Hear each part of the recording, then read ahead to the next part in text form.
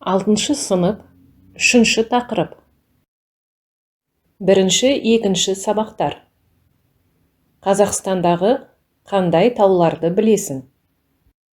3 тапсырма. Қазақстанда Сарыарқа, Мұғалжар, Маңғыстау, Алтай, Жетісу Алатауы, Тянь-Шань таулары бар.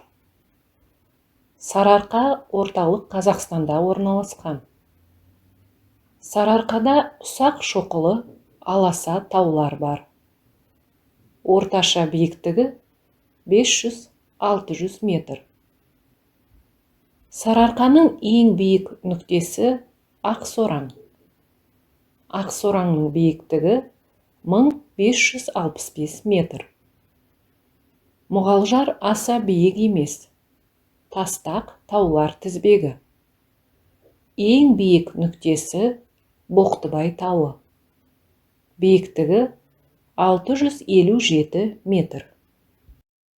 Маңғыстау тауларына Қаратаудың батыс, шығыс жоталары, Ақтаудың оңтүстік, солтүстік жоталары кіреді. Маңғыстау тауларының ең биік нүктесі Қаратау Бесшоқы. Оның биіктігі 556 метр. Қазақстанға Алып Алтай тауларының бір бөлігі енеді. Алтай таулары Зайсан көлі мен Байкал көлінің аралығында жатыр. Алтайдың ең биік шыңы Мұзтау. Оның биіктігі 4506 метр.